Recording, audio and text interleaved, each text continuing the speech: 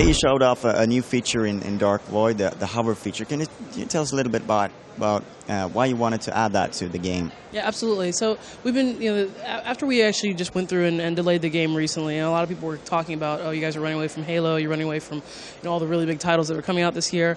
Whether or not that has any truth, I would say it's less important than the fact that we really felt like we needed to add some new features to the game. We wanted to get the additional time to add this new feature and polish up what we already had. So the culmination of that was the hover up feature. So we got this idea from running numerous playtests, and we kept hearing the same thing over and over again, and we kind of been resisting it for a while. We sort of developers get in this mode where they're just like, oh no, we've got our awesome box of game development, we know what we're doing.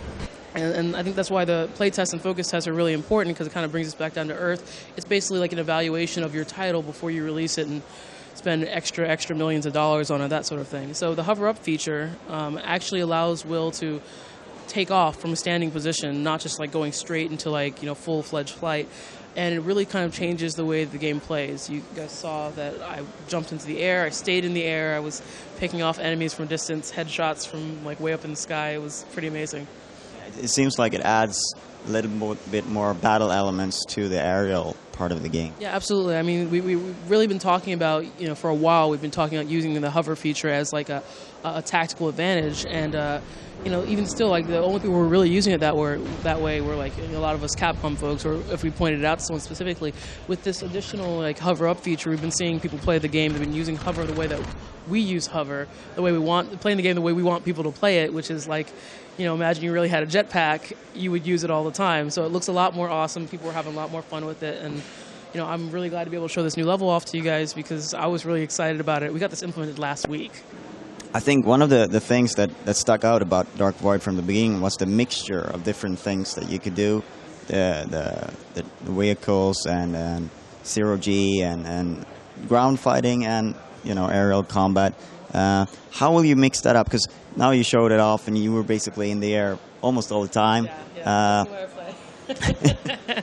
Well, I mean, I mentioned, we give people a lot of different ways to kind of take on battles. You saw that, I could either have gone for the low path. I could have played it more like Gearsy and gone from cover piece to cover piece while on the ground, but that means I'm losing a really big tactical advantage for enemies that are in the sky. They have hover packs. They've got the high ground in that case. So, basically the way that we've designed the game is once you get the jetpack, we don't take it away from you. You can use it at any time, but there are areas where it might be more advantageous to use a jetpack. There are areas where it might be more advantageous to use a hover pack.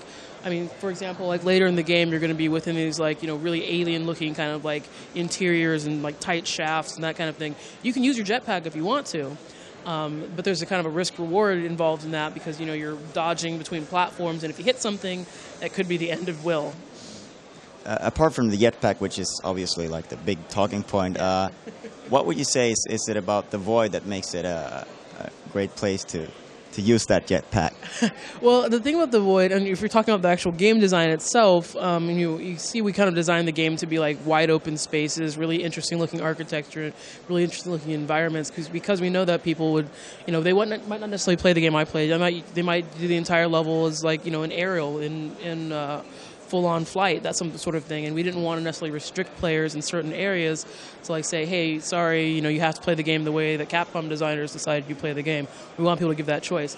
The Void itself, I think, or at least I think the fiction in Dark Void, I think, is really kind of interesting. It's unique because not only we didn't just take our own fiction and say, here, take this. We actually took real world fiction. The Bermuda Triangle, everyone knows that. Nikola Tesla, everyone knows this guy.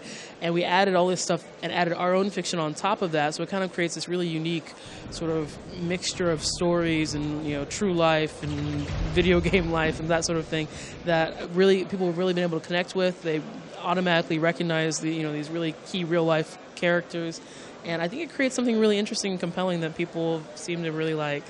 What kind of character is Will? Is he the kind of character that's you assume yourself, or is he a really colorful Well, the thing that Capcom is known for, like, all of our characters are really, really strong characters. You see, we don't do first-person shooting games. We do, like, third-person games, you know? And even characters like, you know, I can say Dante, and you know who I'm talking about. I can say Ryu or Ken, one-name things. You know, people know who you're talking about in that case. That's the type of games that Capcom makes. That's the type of characters we develop. Will is the exact same way. He's a really strong character.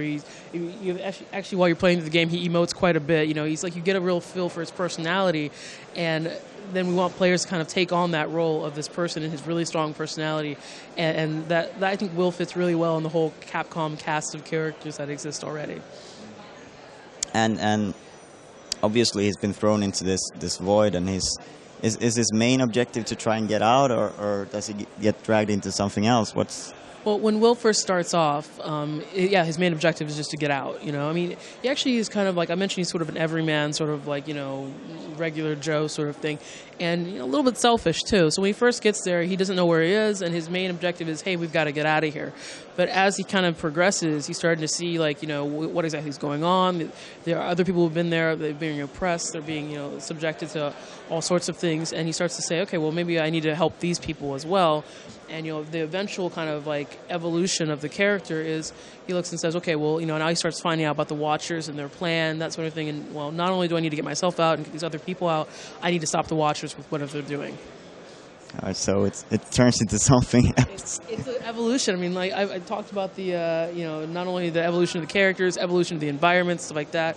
You start off, you think you're on Earth. When you first crash land in the void, you're in this very jungly looking area.